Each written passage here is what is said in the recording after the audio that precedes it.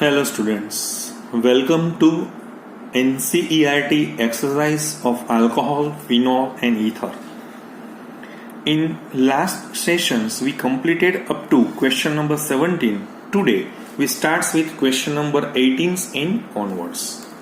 We know that almost most of the theoretical questions that can be easily simplified or easily explained in our theoretical sessions. So in case of any theoretical questions which may be asked in this NCERT exercise, so in a brief discussions, I will for example explain the following with an example.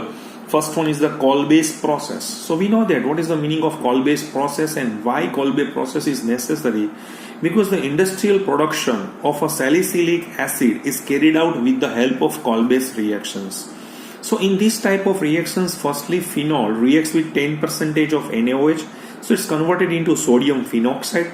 Now this sodium phenoxide is reacted with carbon dioxide in presence of carbon dioxide at 125 degrees centigrade temperature and 4 to 7 atmospheric pressure. So it's converted into phenoxysodium format, and this phenoxysodium format is unstable in nature. So regarding to the rearrangement, it's converted into sodium salicylate and acidified this sodium salicylate with the help of any dilute acid. So we get a crystal of a salicylic acid. Next one is the Reamer-Tiemann reactions. We all know that the Reamer-Tiemann reactions is for the preparations of salicyliate from phenol with the help of NaOH or KOH in presence of chloroform.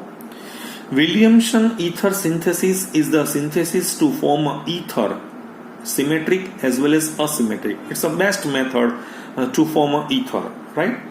And we give the various examples in the case of phenitol or anisole or propoxy, propane, whatever the examples that we have to write down. Unsymmetrical ether. We know that the meaning of unsymmetrical ether means the ethereal oxygen is bonded with the two different alkyl or aryl groups. Next one, question number 19 is asked like that. Question number 19. Write the mechanism of acid hydrations of ethanol to yield ethene. We know that it's a 3-step conversions. First you have, because it's a beta eliminations reactions, right? Write the mechanisms of acid dehydration. First, ethanol when reacts with acid, so at that time there is a removal of water via carbocation, and then we get a product ethene. How are the following conversions carried out? It's an important questions. What is the meaning of conversions? We have to convert from one species to another species in a 1-step, 2-step or more than 2-step is called as conversions. So in the case of propene to propane 2-ol, so I want to prepare propene to propane 2-ol. So there are two different methods to form a propene to propane 2-ol. First method is it's a direct acidic hydration. Direct acidic hydrations. So we know that regarding to they obey the Markovnikov rule. We know that H plus and OH minus. So this OH minus is a more electronegative portion is attached to the lesser number hydrogen containing carbon, and we get a product is propane 2-ol. So it's a simple method. Same way, in the case of benzyl chloride, I want to prepare benzyl chloride to benzyl alcohol.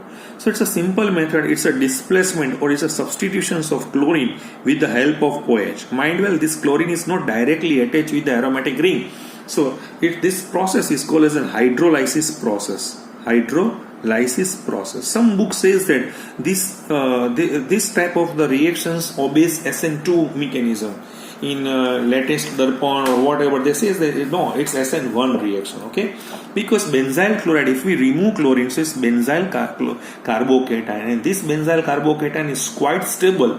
So these reactions go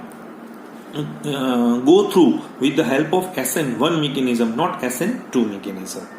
Next, number 3, I want to prepare ethyl magnesium chloride to propane 1-ol. What they given? Propane 1-ol. Propane 1-ol means it's a primary in nature. The meaning of propane 1-ol, it means what? It's a primary in nature.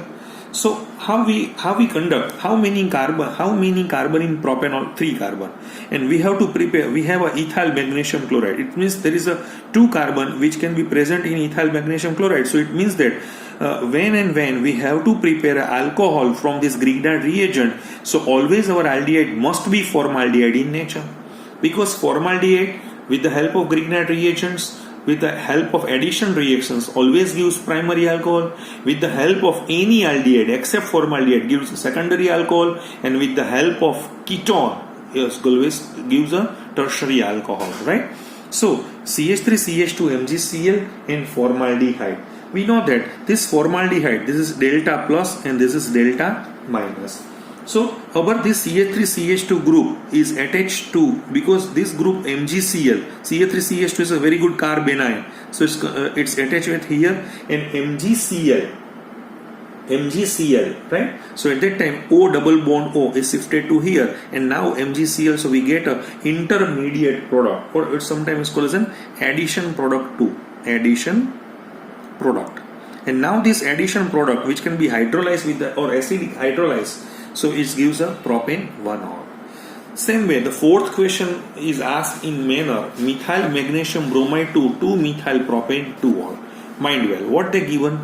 2-methyl propane 2-ol. What is this? It's a tertiary alcohol. It means that our Grignard reagents is always attached with a ketone. Our Grignard reagent containing 1 carbon, here 1, 2, 3, 4. So ketone must be acetone in nature, right? So when in the case of same scenario, see, delta plus, delta minus, it's a best carbanion. This carbanion is attached to delta. At that time pi is shifted to oxygen, and now this oxygen is attached with magnesium bromide. So first we get an addition product, and then the hydrolysis gives a 2-methyl propane 2-ol.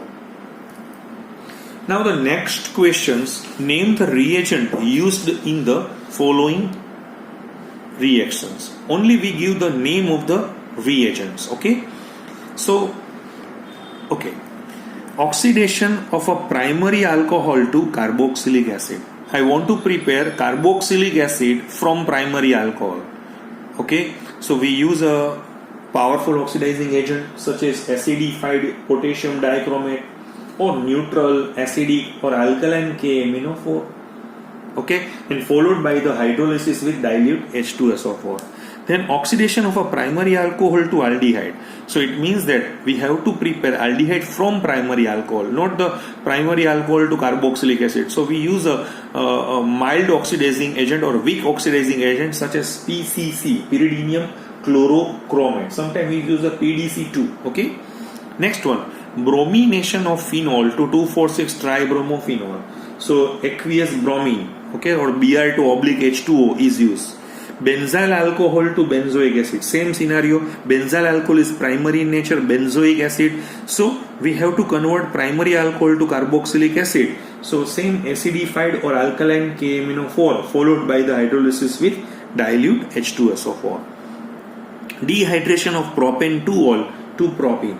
So dehydration of propane 2-ol to propene, 85% H2SO4 at near about 160 to 170 degrees centigrade temperature, because it's a one type of eliminations reactions. Butane 2 onto butane 2-ol. So we have to prepare ketone to alcohol. So it's a reduction process, and these reductions of ketone with the help of nickel hydrogen or sodium borohydride or lithium aluminium hydride. Fine. Now, next question. Next questions, they ask like that. Give the reason for the higher boiling point of ethanol in comparison to the methoxymethane. It means that why the ethanol having a higher boiling point compared to the methoxymethane. We know that in the case of ethanol, so there is a presence of intermolecular hydrogen bond between alcohol and alcohol. So it means that this bond requires, for the break of this bond required a more energy. It means that it's having a higher boiling point. But in the case of ether, methoxymethane, there is an absence of hydrogen bond, so no such type of energy is required to break. So that's why the boiling point of methoxymethane compared to ethanol is lower in nature. Now The next question is a simple IUPAC name. Give the IUPAC name of the following ethers. तो इसमें हम क्या करेंगे, हम बहुत पुराना हो गया है अभी तो ये. So we gave the number here from 1, 2, 3. So what is the name of this compound? Is 1-ethoxy 2-methyl propane. 1-ethoxy 2-methyl propane. Here two group are present, oxy and chlorine. So we give the number from here 1, 2. So because chlorine is less reactive compared to the ether, so we give the number like that. So it's 2-chloro 1-methoxy ethane. Next one, this is para-nitro-anisole or 4-nitro-anisole, or some people says that 4-nitro-methoxybenzene 2. Next name is CH3CH2OCH3. So in this case, we give the number. We give the number in like that because this is the longest chain rule. So it's 1-methoxypropane because we give the number here like that 1, 2, 3. So it's 1-methoxypropane. Next one.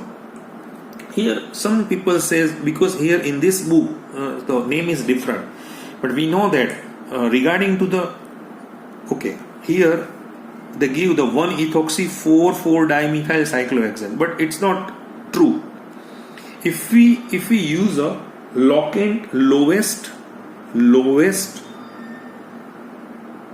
locant rule, right? If we use a lowest locant rule in this case, so we give the number in this manner 1, 2, 3, 4, because 1 plus 1 plus 4. Okay, if we give the number from here, so they do not obey the lowest locant rule. So now name of this compound is a 4-ethoxy, not 1-ethoxy. It's 4-ethoxy 1,1-dimethyl 1,1-dimethyl cyclohexane. Now true. Okay. This is name. Next one is a ethoxybenzene. It's a simple one.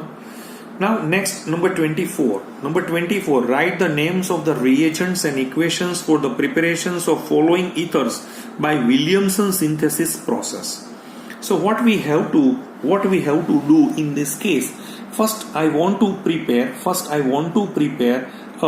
1-propoxypropane. 1-propoxypropane. Simple. I have to take a first sodium propoxide and then reacts with a 1-bromopropane. So we know that this O minus is attached to this partially positive delta plus and bromine is released. So 1-propoxypropane. This reactions is with the help of SN2 mechanism. Okay. Same way, when sodium I want to prepare ethoxybenzene means phenetol. So we have to take a primary halide like CH3CH2Br, which reacts with the sodium phenoxide. So we get a ethoxybenzene. Mind well, we have to take a primary halide only, okay, not secondary and tertiary, because in the case of secondary and tertiary there is a possibility of eliminations reactions too. So I want to prepare a 2-methyl-2-methoxypropane. So because we know that here we have to take by default a primary halide like methyl bromide.